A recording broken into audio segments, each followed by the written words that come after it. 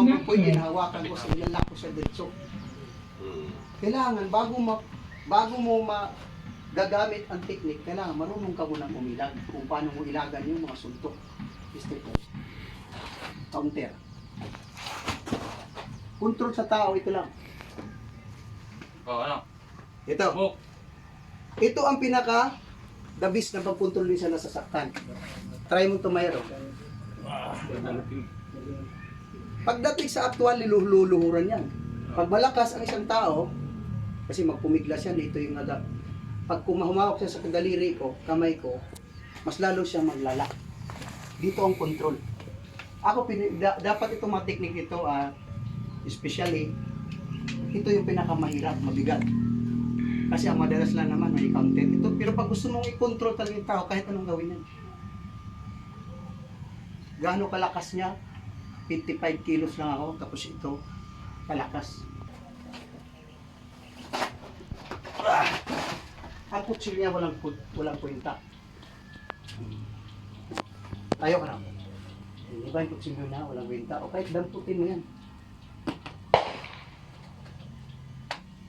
Yun yung nabis na technique. Masakit yan. Yung ganyan. Pero pag, Talagang lakas. bakit po ba kailangan pang isubsub? Ito ang nagawin ko. Oh. Backface. Lock. Control. Oh. Pero bago siya umatake sa akin, kahit hindi ako bubulot ng baril, ay balik na siya. Yung pitulin.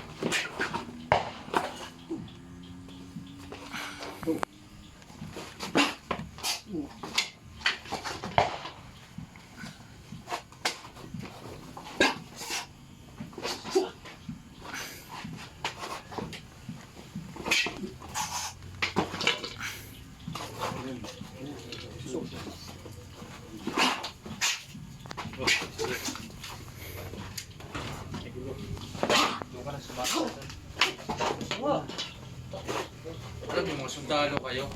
Kung halimbawa, Duwag na sundalo.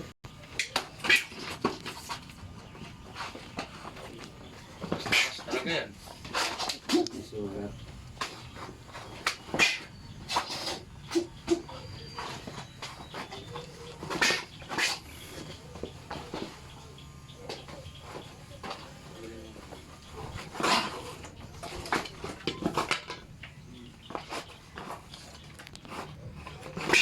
Ganyan, si may tanong, kilo sa'yo. kung organic yun, control. Hindi naman siya pwede kataki sa akin. Sa akin itak. Control. Lagi may surprise. Ha.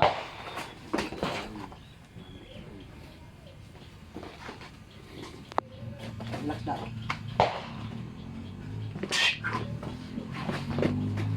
Yeah.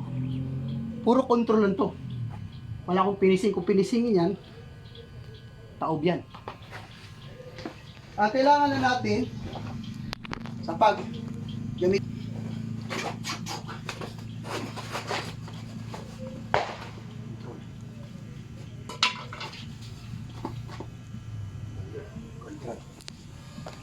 Kaya pag-aralan natin yung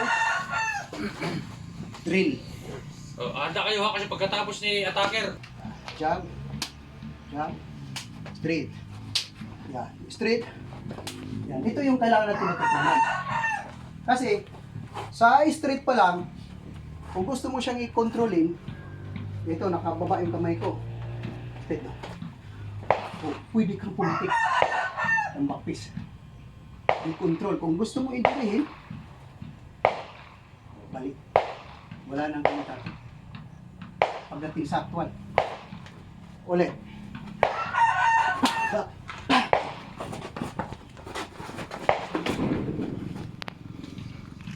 Matigas pa yun ha, pero okay talaga.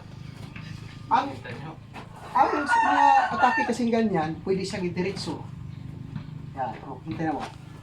Yung elbow. Kaso bawal kasi yan. Yan. Pero nakakontrol siya. Tayo ka. Nakakontrol. Dito tutok ng malapitan. Pero kung panakot lang, na walang aral sa baril, didikit yan. Kaya pag iangat mo yung baril, tutok mo, putok mo. Iisa lang kaso niyan. Ito, tutok. Pagdating sa actual, hindi mo pwede itaas to. Ito ang madalas na dinidimo, tinataas ito. Yun, paliwanag yun. Pero pagdating sa actual, hindi mo ibabaon to pag gagalaw ka. Ito ang discard dyan.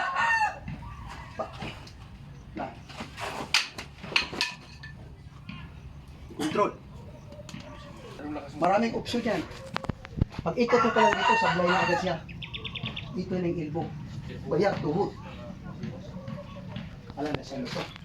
Pero ang madalas na talagang ginagamit pagdating sa labas, ito. Yan. Yan ang madalas. Kunyari na kaibigan. Puro tapos na. Lagi yung tandaan, di bali masugatan, huwag lang mapuruhan. Kasi pag masugat, magaling pa. Ito yung puro. Hindi na tayo gigising. Struggle, kasi di naman naka-steady yan sa totoong buhay. Lalakad yan. Pag dito ka makagalaw sa kanya, lumayon agad ang silyo. Bayag, elbow. Dito control. Ito ibababa mo, hindi ko na isusunod kasi naawa na ako. Ito, hindi kong i-control din sa kanya. Struggle. Ito lang oh.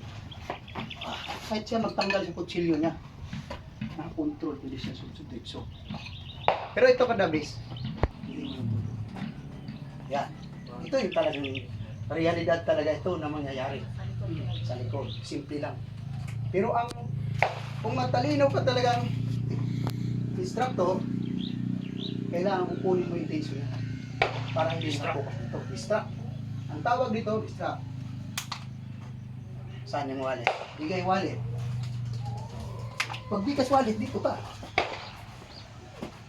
Nasa kanya yung wallet, pero sa akin yung kutsilyo. Sino naman ang hold upin mo? Ako yung hold upin ka naman niya. Kasi malay mo, nakarami na ito ng pag-hold up sa labas. Diba? Kaya kailangan yun. Oh, kaya pag bigkas kung ganyan, bayag, takbo. Diba simple lang. Pero kung hindi mo pinag-aaralan, pinapanood lang sa video o hinuhusgahan, hindi talaga matutunan. Kasi madaling bigkasin ang mga teknik, pero mahirap pag-aralan. Madali, manood Oo, ka sa manood YouTube. ka, madali lang. Pero Pag nagganyan ang purma isang tao, hindi yan bibira dito. Ganyang step possession niya. Hindi yan susuta. Aabanti yan. Yan yung bibira. ibubulo eh. Oh. Kung halimbawa, medyo bihasa siya sa nay. Tawag dito, tapi-tapi. Hop. Yan. Hop. Last. Distractin mo siya. Sino Control. gusto? Bila, pak, control. Kung marunong sa tataas, paka, control. Kaya kung halimbawa, pag diri ko sa kabila, last, control. Yan ang tawag ito pakal. Kasi bihira lang ang ginagamit ito. Sa totoong buhay, ito ang madalas. Bihira lang yan, pang martial art lang yan ganyan. Pag pelikula lang to. Siguro, pag nakahiga yung isang tao, ito magagamit. Effective. Nakasalalay yan sa kamay niyan. Dahil ito lang pinakasimpleng ituro ko. Atras. Mas simple. Yan. Kasi ito, huwag niyong itisting sa asawa-asawa to. Delikado yan. Kahit sa kayo. Dito lang muna tayo mag-control ha. Dito lang muna tayo bibira. Bitaw na lang itong kutsilyo. Kasi wala tayong subsob eh. Yung subsob kasi hindi ko magawa. Gawa na okay kung nandun tayo para matesting natin talaga. Kayang kontrolin itong kabady ah. Okay to ah. Yan, masakit yan. Wala na. Hindi na siya uulit. Nakabunot na ako eh. Sabi. Pero hindi ko na nilakasan. Layo.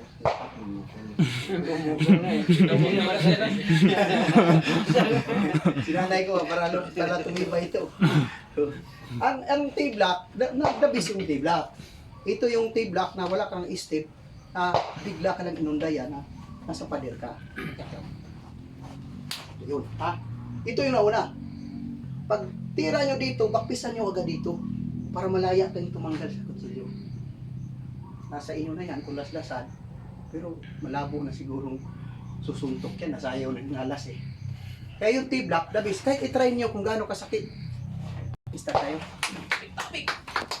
Okay. Tapos, papasok yung technique. Oh, pasok na, kaya. Okay. Wala ka tumayo eh. Sabay-sabay. Sabihin ko sa inyo, pagdating sa actual, Dandahan lang naman natin yan eh. Mas pabor sa inyo yan. Sige. talaga, talaga to. Sige,